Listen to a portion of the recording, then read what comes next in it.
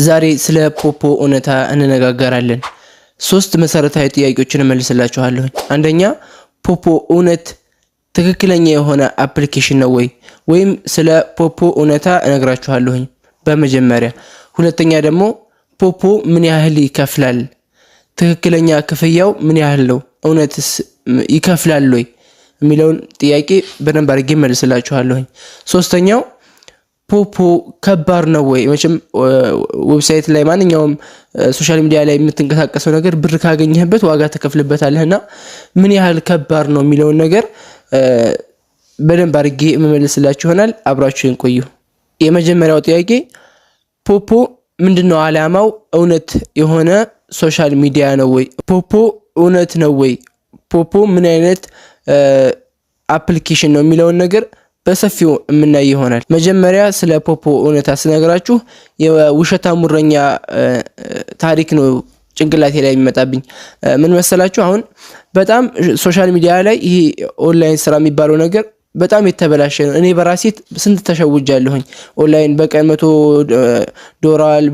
በወር 300,000 400,000 ምናምን እያሉ ስቲከራቸውን ይለጥፉና ከዛ በኋላ ያን ነገር ገብታችሁ ስታዩ ምንም ነገር የለውም። እና እንደዛ ይሆን በጣም ብዙ ጊዜ ተሸውጃለሁ በራሴ። እኔ ለራሴ ስለተሸወርኩኝ የሆነ አሁን እውነታዎች ሲመጡ ያንን ለመቀበል ትንሽ ይከብዳል። ይሄን አውቃለሁኝ። እኔ ለራሱ አላመንኩም ነበር ገብቼ በስነ ስርዓቱ ሳይሆን ያመንኩት። ስለዚህ እንደዚህ አይነት ደግሞ እውነታዎች ሲመጡ ግዴታ አምነን መቀበል ይኖርብናል ማለት ነው። ስለዚህ ፖፖ ትክክለኛ የሆነ ፕላትፎርም ነው። ለራሱ ገቢ ያለው ለራሱ እኛ ከምናገኘው ላይ 30% ይቀንሳል። ያንን 30% ደግሞ በኋላ ላይ እንደ ሽልማትም እንደ የሆነ ነገር እያደረገ ወደኛው የሚመለስበትን ነገር ይመጣል። ምንም በፖፖ ላይ በቃ 100% እርግጠኛ ሆኜ የምነግራችሁ ነገር ምንም አይነት ዓላማ የለውም። እንደውም ስትገቡ ታዩታላችሁ። በጣም የሚገርም አድርገው ነው የሰሩት። ማለት የሆነ ክፋት፣ ዘረኝነት፣ በሃይማኖት የሆነ ነገር ማድረግ ምናምን ያ ነገር እንዳይኖር አድርገው ነው የሰሩት። ያው በደንብ ደግሞ ዲቴል ወደ ውስጥ ስገቡበት በደንብ የሚገባችሁ ይሆናል። ወደ ሁለተኛው ጥያቄ ልለፍ። ሁለተኛው ጥያቄ ፖፖ ምን ያህል ይከፍላል? ፖፖም እንደሚባልለት እንደዚህ ደህና ክፍያ ይከፍላል ወይ ለሚለው ነገር ምላሹ ምንድነው? በደንብ አድርጎ ነው የሚከፍለው። እኔ በስነ ስርዓቱ አላምን ብዬ ያው ከዚህ በፊት ነግሬያችኋለሁ። በብዙ ነገር ተሸውጃለሁኝ። እንደዚህ ኦንላይን ስራ አለ ምናምን ተብሎ ከዛ በኋላ ሊንኩን ይልኩላችኋል። ከዛ ከገባችሁ በኋላ ወፍ የለም። በቃ ብዙ ጊዜ እንደዚህ ሆኛለሁኝና ፖፖን ግን ገብቼ በስነ ስርዓቱ በጣም ብዙ ሰዎችን አወራሁኝ። ለራሴም ሞከርኩት።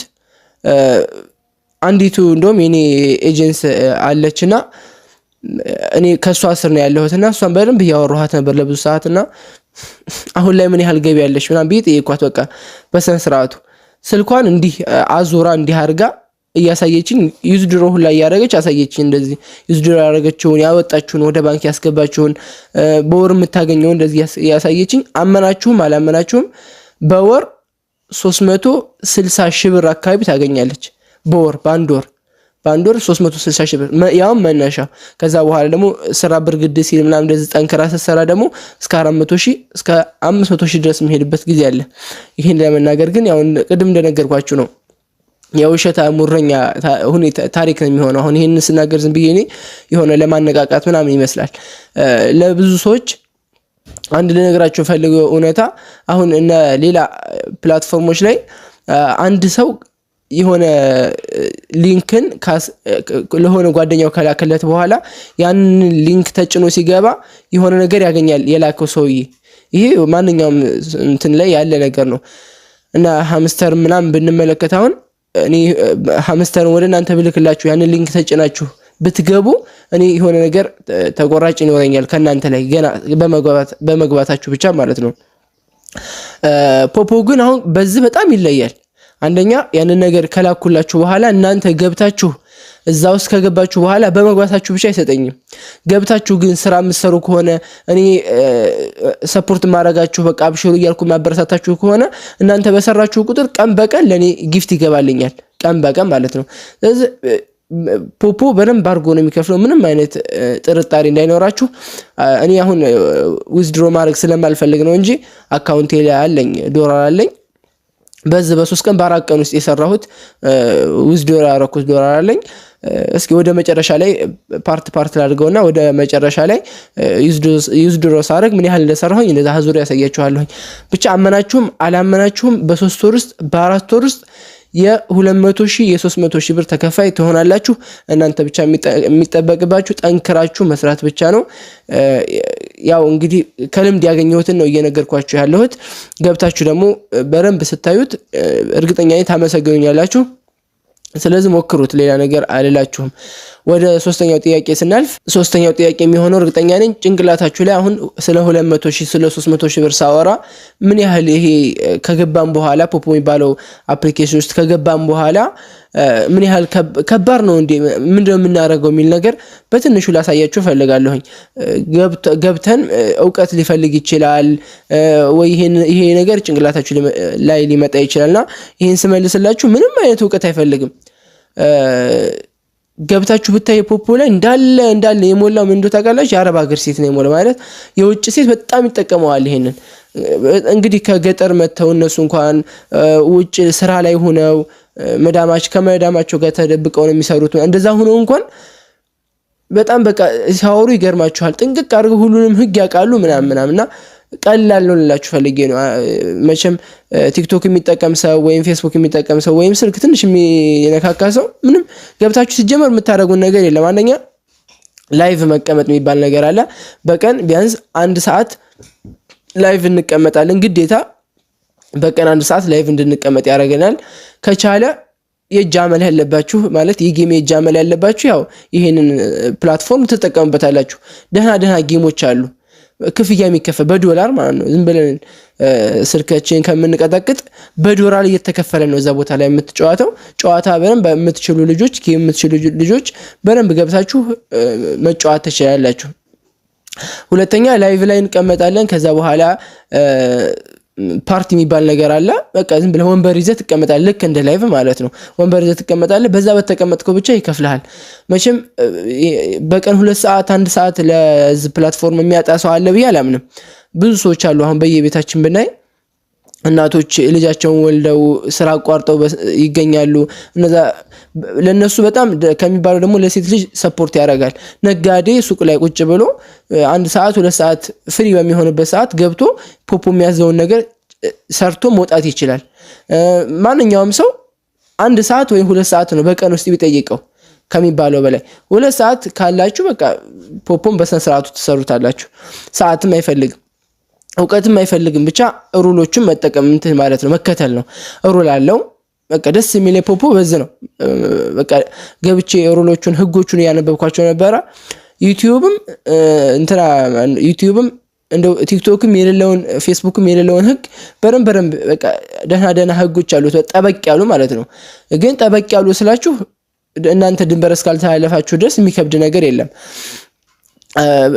አሁን ምሳሌ ላይቭ ላይ ቁጭ ብላችሁ መተኛት አትችሉም።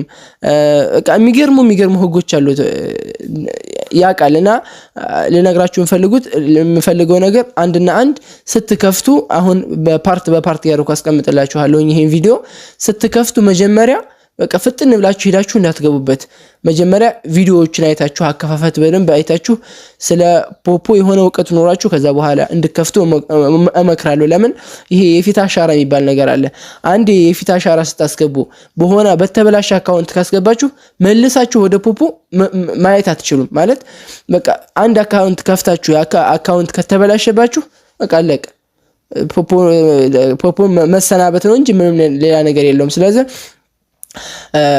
መመክራችሁ ነገር ስትከፍቱ እኔ ቪዲዮ ሰራላችኋለሁኝ። ፓርት ያረኩ ቪዲዮ ሰራላችኋለሁኝ።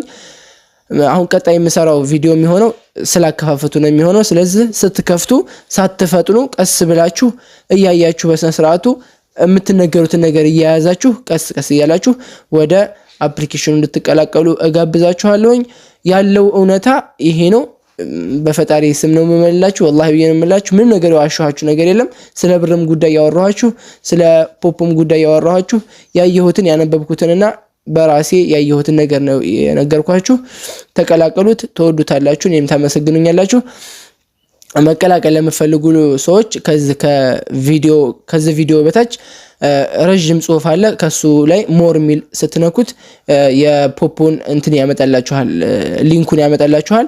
ሊንኩን በመጫን ቀጥታ አውርዱና የሚቀጥለውን ቪዲዮ ደግሞ እያያችሁ ፓርት 2 ቪዲዮ ይሄ ፓርት 1 ነው፣ ስለ ፖፖ ምንነት የተናገርኩበት።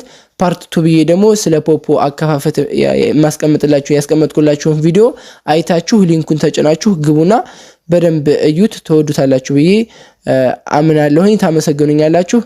የምትፈልጉት ጥያቄ ምናምን ካለ ኮሜንት ላይ አስቀምጡልኝ። እንዲሁም በስልክ ደውሉልኝ። ቴሌግራም ሊንክ ይኖራል።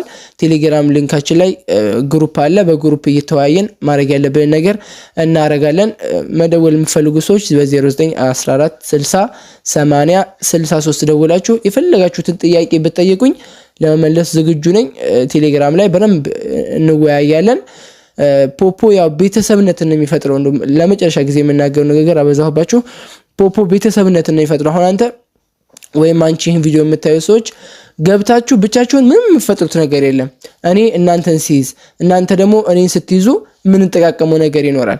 ቤተሰብነትን ነው የሚፈጥረው። እዛ ውስጥ ገብታችሁ ማንንም ሰው ተሳርባችሁ ወይም ማንንም ሰው ጋር ተጋጭታችሁ ምንም የምታገኙት ነገር የለም። በቃ ይሄ ዲሲፕሊን የሚባለውን ነገር በደንብ ያስተምራችኋል ፖፖና መደጋገፍን በደንብ ስለሚያስተምር ስታዩት ታውቁታላችሁ። ያው መደጋገፍን ስለሆነ የሚያስተምረው እንደጋገፋለን በቻልነው ያህል። ፖፖን አውርዱት፣ ተጠቀሙበታላችሁ። የምትፈልጉን ነገር ካለ በቴሌግራም አናግሩኝ። ሰላም ብያለሁኝ። ሰብስክራይብ አድርጉኝ። ያው ገና እየጀመርኩ ስለሆነ ሰብስክራይብ ማድረጋችሁን የደውል ምልክቷን መጫናችሁ እንዳረሱ። ሰላም